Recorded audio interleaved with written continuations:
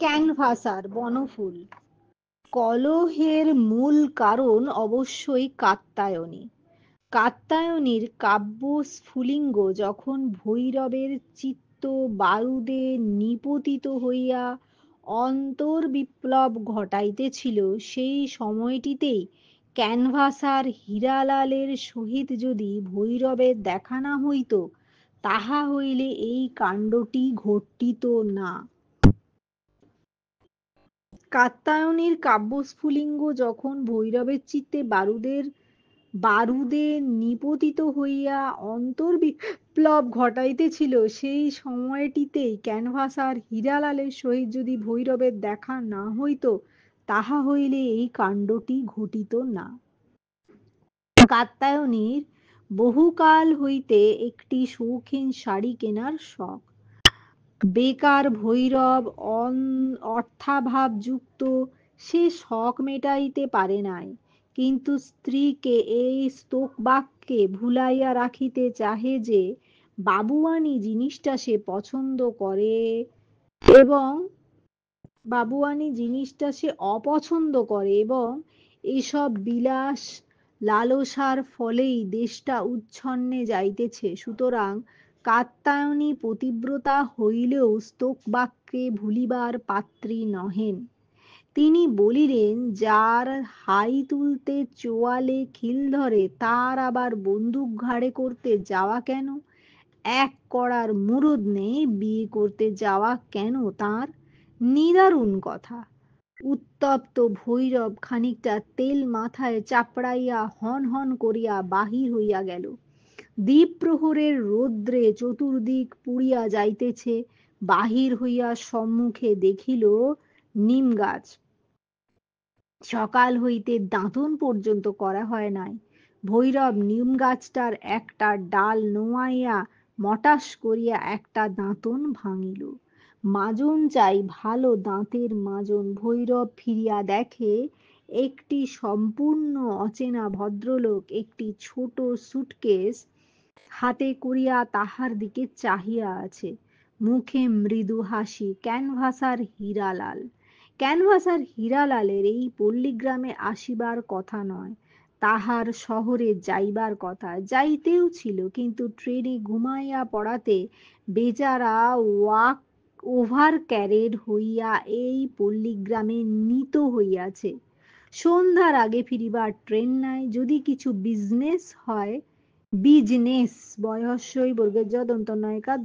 Business হয়, এই আশায় বেচারা দুপুর রোদেও চতুর্দিকটা একবার ঘুরিয়া দেখিতেছে। বিস্মিত ভৈরব কহিল, আপনি এখানে কোত্থেকে এলেন মশাই? মাজন আছে, ভালো দাঁতের মাজন। দাঁতের পোকা, দাঁতের গোড়া ফোলা, পুঁজ পড়া, রক্ত পড়া, মুখে গন্ধ, সব ভালো হয়ে যাবে মশাই। ভালো মাজন আছে। তা তো আছে, কিন্তু আপনি এলেন কোথা থেকে? এই পাড়া গাঁয়ে আমরা একটু শান্তিতে আছি, আপনারা এসে জুটলেই তো। বা ব্যবহার করে দেখুন, ভালো মাজন। নিমের দাঁতটা চিবাইতে চিবাইতে ভৈরব বলিল, কচু। হাসিয়া হীরালাল বলিল, আজ্ঞে না, ভালো মাজন, ব্যবহার করে দেখুন। হীরালাল ঝকঝকে দাঁতগুলির পানে চাহিয়া বলিল হীরালালের ঝকঝকে দাঁতগুলির পানে চাহিয়া বলিল, আপনার দাঁতগুলি তো খাসা।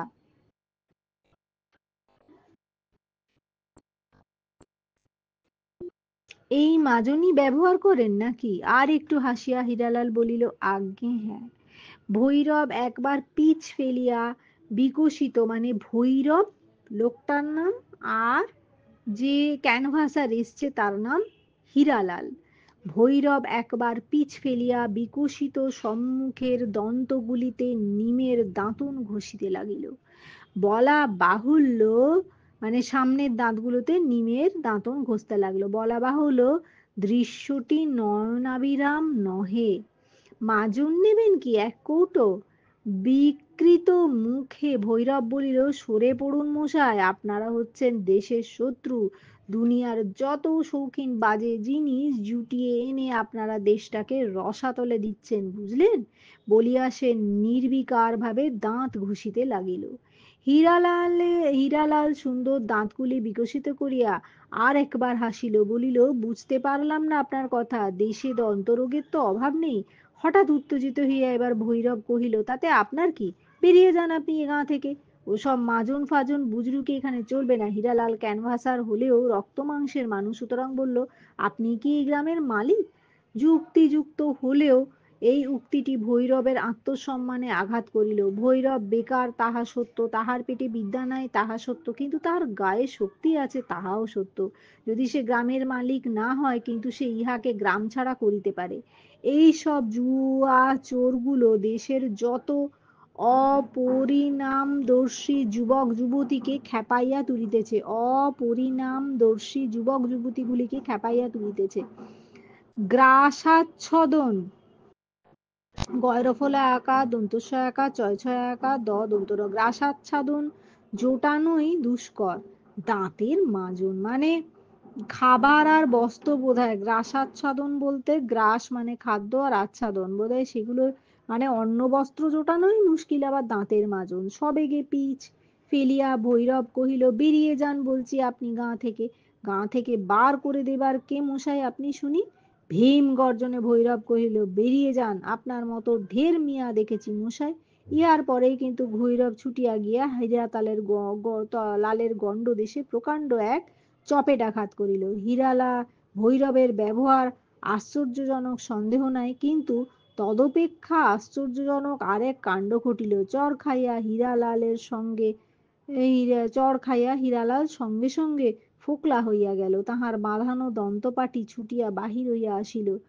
তো স্তম্ভিত ভৈরব তাহার কালো কুচকুচে গোঁফ জোড়ার পানে চাহিয়া আছে দেখিয়া হীরালাল একটু হাসিয়া বলিল, আজ্ঞে হ্যাঁ, ওটাও ভালো কলপও আমি রাখি, নেবেন? কেন মারধর করছেন মশাই, গরিব মানুষ, এই করেই কষ্টে শিষ্টে সংসার চালায়। বুড়ো বয়সে উপযুক্ত ছেলেটি মারা গেছে। হতভম্ব নির্বাক ভৈরবের বাক্যস্ফূর্তি হইলে সে বলিল, আচ্ছা দিন এক কৌটো মাজন। এটা গেল ক্যানভাসার। এবার নাম নরেন্দ্রনাথ মিত্র। রেশনের দোকানের বিষ্ণু দাস অসীমকে কাজটি ঠিক করে দিলেন। রেশনের দোকানের বিষ্ণু দাস অসীমকে কাজটি ঠিক করে দিলেন। হাউসিং স্টেটের এক ভদ্রমহিলার বাড়িতে কাজ করতে হবে।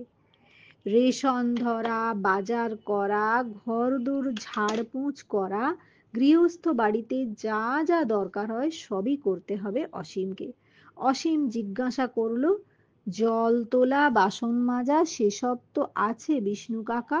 সেসবও তো আছে বিষ্ণু কাকা। বিষ্ণুবাবু হেসে বললেন, আরে না না, ওসবের জন্য মিসেস চৌধুরীর আলাদা ঠিকে জি রেখেছেন, তোকে ওসব করতে হবে না। বেটা ছেলে যা করে তুই সেই সব কাজই করবি।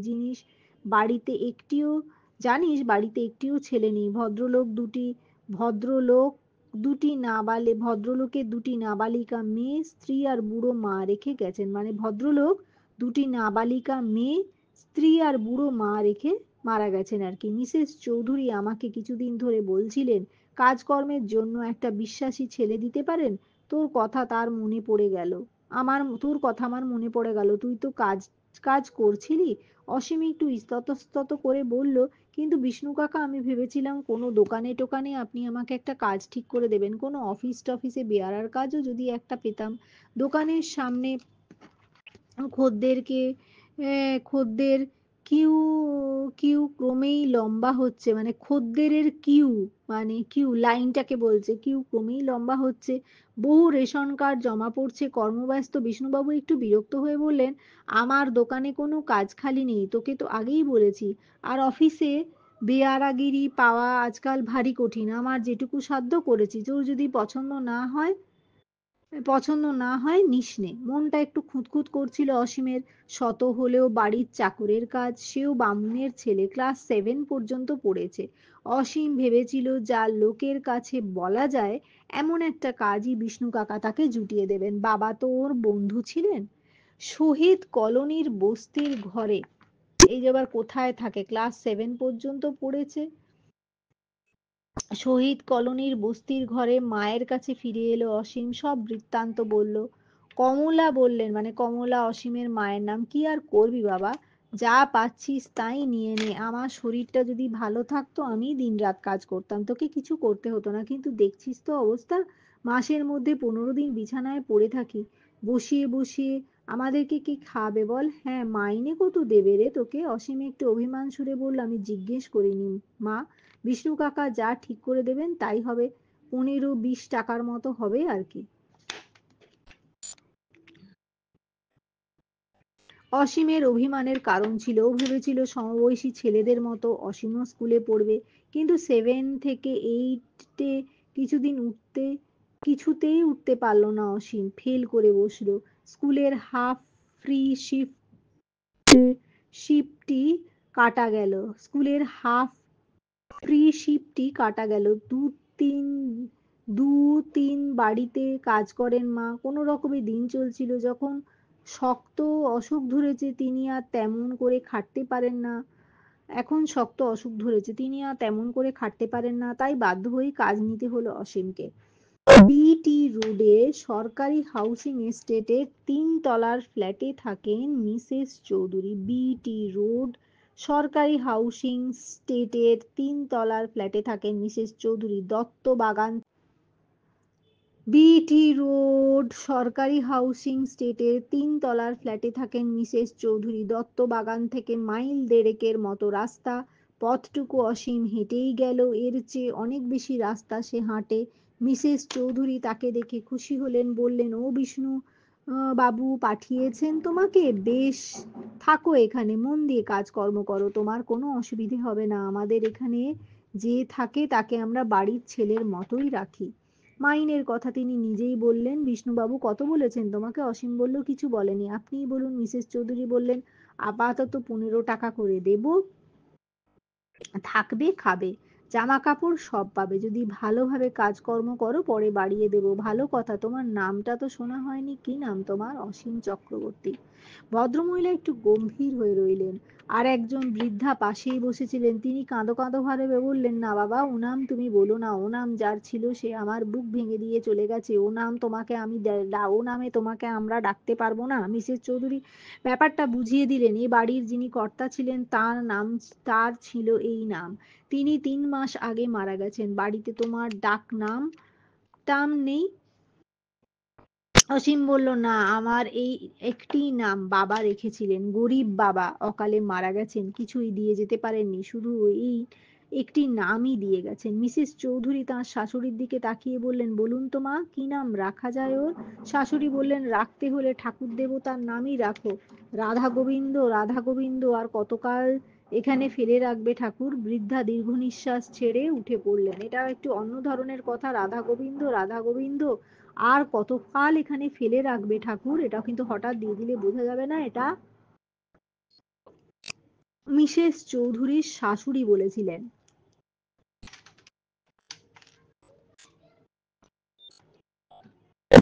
তারপর মিসেস চৌধুরী বললেন, তাহলে তোমার গোবিন্দ নামই থাক, কি বলো? ঠাকুর দেবতার নাম হলেও অসীমের ও নামটা পছন্দ না, কেমন যেন সেকেলে বুড়োটে ধরনের নাম। তবু রাজি হয়ে গেল নাম বদলাতে। চাকরি করতে এসেছে, না রাজি হয়ে উপায় কি? এ বাড়ির আচার ব্যবহার সবই ভালো, কাজকর্ম যা তা বরাদ্দ আছে তা অবশ্য করতে হয়। ভুলচুক হলে মিসেস চৌধুরী তেমন বকেন না, হেসেই তা শুধরে দেন। দুটি মেয়ে মিশনারি স্কুলে পড়ে, তাদের নেয়ার জন্য গাড়ি আসে স্কুলের। ভারী সুশ্রী মেয়ে দুটি, একটি 7-এ পড়ে আর একটি 5-এ। 7 আর 5-এ দুজন পড়ে মিশনারি স্কুলে, তাদের গাড়ি আসে স্কুলের, তাদের জন্য গাড়ি আসে স্কুলের। ভারী সুশ্রী মেয়ে, স্কুল থেকে ফিরে এসে নিজেরা গল্প করে, কোনোদিন বা পার্কে খেলতে যায়।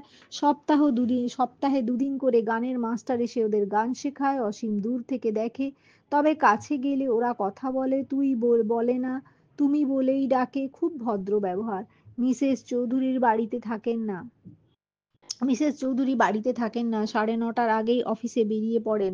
ফিরতে ফিরতে সন্ধ্যা 7টা হয়ে যায়। অসীম ওদের ঘর সংসার আগলায়, যেটুকু যেটুকু যা কাজ থাকে করে। বৃদ্ধা ছোট ঠাকুরঘরটিতে বসে জপ তপ করেন। ধর্মগ্রন্থ পড়েন, মাঝে মাঝে ক্লান্তিতে ঘুমিয়েও পড়েন। অবশ্য সংসারের দিকে তাঁর লক্ষ্য আছে, অসীম কি করছে না করছে সেদিকে চোখ রাখেন, নাতনিদের যত্ন-টত্ন হচ্ছে কিনা খোঁজ খবর নেন। অবসর সময় অসীম এ ঘর ও ঘরে জিনিসপত্র দেখে, আলমারি ভরা কত বই, সব বাঁধানো, সোনার জলে নাম লেখা, ইংরেজি বইগুলিতে লেখা ইংরেজি অক্ষরে এ কে চৌধুরী, বাংলা বইগুলোতে অসীম কুমার চৌধুরী। এছাড়া তার ছোট বড় ফটো দেওয়ালে টেওয়ালে টাঙানো, গ্রুপ ফটো আছে অফিসে, ফেয়ারওয়েলের ফটো আছে, ভদ্রলোকের আরো কত রকমের কত জিনিসপত্র ছিল। নিজের হাতে মারা হরিণের শিং আছে, অভিনয় করতে পারতেন। রাজার পোশাক পরা ছবি আছে অ্যালবামে, ওর মেয়েরা সেদিন দেখাচ্ছিল। অসীমের নামে নাম, এই ভদ্রলোকের কত গুণ ছিল, কত জিনিসপত্র রেখে গেছেন। অসীম অবাক হয়ে ভাবে, তার জীবনটা কি এরকম হবে কে জানে, তার জীবনটা কি রকম হবে কে জানে, কোনোদিন কি তার উন্নতি হবে, 10 জনের একজন সে হতে পারবে, নাকি এইভাবে লোকের বাড়িতে কাজ করে করেই দিন কাটবে। পড়াশোনায় তার আগ্রহের কথা শুনে মিসেস চৌধুরী বললেন একটা নাইট স্কুলে তার পড়বার ব্যবস্থা করে দেবেন। অসীম জিজ্ঞাসা করলো কত দেবেন মা, দিন তো চলে যাচ্ছে, কবে দেবেন মা, দিন তো চলে যাচ্ছে। মিসেস চৌধুরী বললেন যাক কিছুদিন, এই তো সবে চাকরিতে ঢুকলে। সেদিন মিসেস চৌধুরীর অফিসের ছুটি। বিকেলবেলা একজন ভদ্রলোক আর মহিলা এসেছেন তার সঙ্গে দেখা করতে। হঠাৎ ডাকলেন গোবিন্দ, গোবিন্দ গো গো। অসীম ওদের জন্যই চা আর খাবার তৈরির কাজে ব্যস্ত ছিল, সাড়া দিতে ভুলে গেল। মাঝে মাঝে কেমন যেন সে অন্যমনস্ক হয়ে পড়ে। মিসেস চৌধুরীর কাছে এসে বললেন তোকে ডাকছি শুনতে পাচ্ছিস নে, প্রায়ই দেখি ডাকলে সাড়া দিস নে, এ কি অসভ্যতা। অসীম বলল খেয়াল থাকে না মা, এটা তো আমার না আসল নাম নয়, বানানো নাম, সব সময় মনে রাখতে পারিনি। মিসেস চৌধুরী বললেন ভারী স্পর্ধা তো, মুখে মুখে জবাব দিতে শিখেছিস, যিনি বকেন না তার বকুনিতে বড় দুঃখ হয়। অসীম কাজকর্ম করলো কিন্তু সারাক্ষণ মুখ ভার করে রইল। রাত্রে সবার খাওয়া হলে নিজে সামান্য কিছু খেয়ে শুয়ে পড়ল। পরদিন দুপুরে নিপা দীপাদের ঠাকুমা বললেন, মানে দুটো মেয়ের নাম নিপা দীপা, নিপা দীপা দন্তন্বয় দীর্ঘই দয় দীর্ঘই, দুটোই দীর্ঘই কিন্তু নিপা দীপা। নিপা দীপার ঠাকুরমা বললেন হ্যাঁ রে অমন মুখ ভার করে আছিস কেন রে, তোকে তো কেউ কিছু বলে না, না হয় বৌমা একদিন একটু বকেইছে তাই বলে অমন করবি নাকি। অসীম চুপ করে রইল। মেয়েরা স্কুলে গেছে, মিসেস চৌধুরী অফিসে বেরিয়েছেন, সারা বাড়িতে আর কোনো সারা শব্দ নেই। বুড়ি ঠাকুমার অসীমের সঙ্গে বোধহয় একটু গল্প করতে ইচ্ছে হলো। তিনি বললেন হ্যাঁ রে গোবিন্দ, একদিন দুদিন অন্তর অন্তর কোথায় যাস বলতো, পাড়ার ওই ছেলেটার সাইকেল নিয়ে একেবারে উধাও হয়ে যাস আর তোর সারা শব্দও পাওয়া যায় না। অসীম বলল মার কাছে যাই ঠাকুরমা, একবার করে দেখে আসি। আর কি, অসীম বলল, আর মা বারবার আমাকে নাম ধরে ডাকেন আমি শুনি। বৃদ্ধা চুপ করে রইলে, তারপর ধীরে ধীরে বললেন আচ্ছা, তুই আর আমি যখন একা থাকবো আমিও তোকে ওই নাম ধরেই ডাকবো। ও নাম যে আমার বুকের মধ্যে সব সময় আছে রে, শুধু মুখেই আনতে পারিনে। তার দুই চোখ ছলছল করে উঠল। অসীম কোনো কথা বলল না, শুধু তার দিকে আরো একটু এগিয়ে বসলো।